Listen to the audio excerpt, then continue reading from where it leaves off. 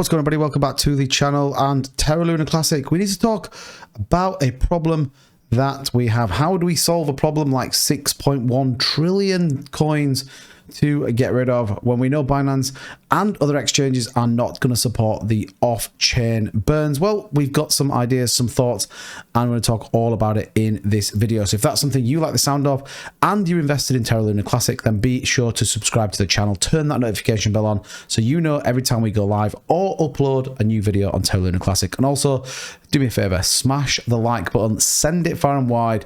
It does really help out the video and it really supports the channel. So with that being said, let's dive into exactly where we are. So Terra Luna Classic, at the time of recording this, we did just see a huge, I'm going to call it manipulation of the price. We saw it across most of the market. We saw some gigantic liquidations across the whole of the kind of cryptocurrency sphere.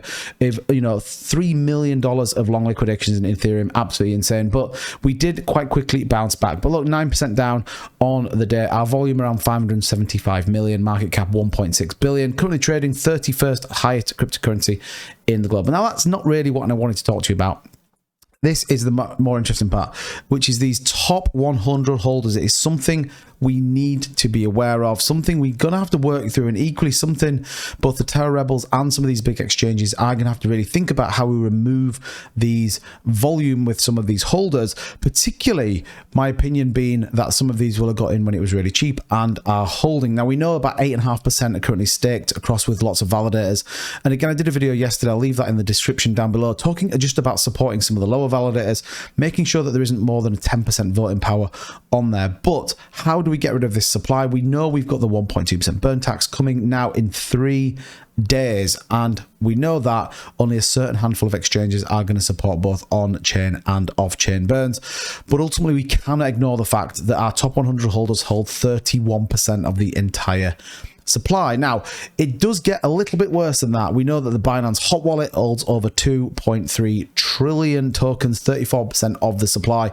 And again, this is a problem. Now, we believe, or we are led to believe, that these are just people holding on the Binance exchange. What's going to be really interesting is that as we see the implementation of the 1.2% burn tax and Binance not supporting it, do we see this shift? Do we see this number move into some of the exchanges that are supporting it, whether that be MEXC, whether that be CoinIn, whether that be Y5? Do we see that move? And I think that will be when we can really start to see what the potential of this is. Do the community vote? Do the community walk with their wallets to another exchange? But ultimately, the cost is then passed on to that individual.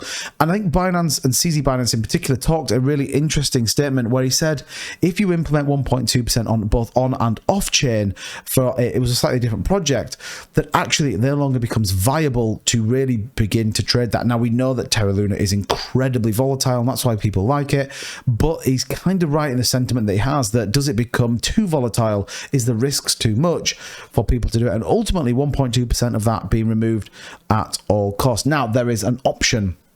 There was an option when the code was implemented, and you remember I did a video about this, that it is changeable. The parameters and the percentage is changeable. Now, if you've come from the DeFi world and you certainly are used to 8, 10, 12% taxes, is there an opportunity on both buys and sells when you purchase either in or out of an exchange that tax could be increased? Could it be increased to 2%, 3%? All of this is speculative. All of this, again, increases the length of time. The two big points for me that we need to really get over is, A, what do we do with this gigantic Binance hot wallet? The answer right now is we can't really do anything until we see what people do once the burn tax is implemented. And I do think people are sat waiting to see what happens. Again, my view, for what it's worth, I think we'll see a price increase as we get to it, and I do think we will see the sell come just as it lands.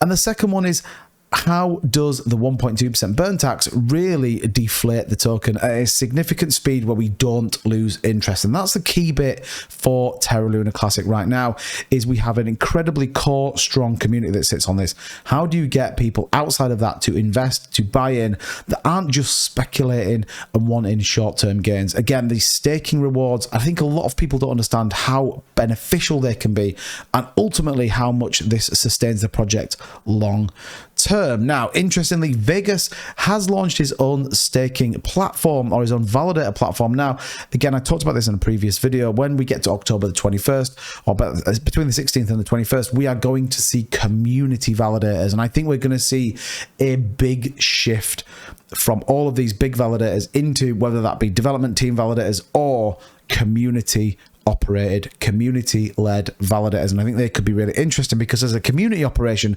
we have a much more invested interest in burning that supply than maybe some of these bigger validators. Although shout out to Lunacy DAO that do continually burn Terra Luna Classic. But I think it's certainly going to be an interesting point. When we look at the burners, we have seen Mexi have gone over 1 billion tokens, a billion coins right now. Lunatic's still at 2 billion, haven't done a lot recently. Lunacy DAO there being the third one. I think what's going to be really interesting is as we see community validators, and I think for me, when we see community validators starting to burn and they start to rise up on that list, that's where we could see some gigantic staking of coins as people get involved in some of those, and we then start to see a significant step on in the burn metrics. But like I said right at the very start of the video, it was definitely talking about what we're going to do about the circulating supply. Is the burn tax going to give us enough? Well, we can change that tax if that's something that we see fit, and if the exchanges don't get on board with us. And then the next step, the community validators, I think are going to be huge. So drop in a comment down below who you would want to stake with as a community validator, and what would you want to see as part of that. Do you want to see them burn? Do you want to see them putting it back into the validator nodes? I think it's going to be really interesting. I think we could see some explosive moves on the price when we see those community validators. The big topic though, 3 days and counting, 1.2% burn coming. If you are excited about that, hit the like button. Let's see how many of you are excited about the 1.2% burn tax. I cannot wait. We should be live streaming it, and I think we move to the next level of Terra Luna Classic. But that's doing it for this video. As always, guys, appreciate your support. Don't forget to subscribe, turn that notification bell on, and I'll catch you in the next video.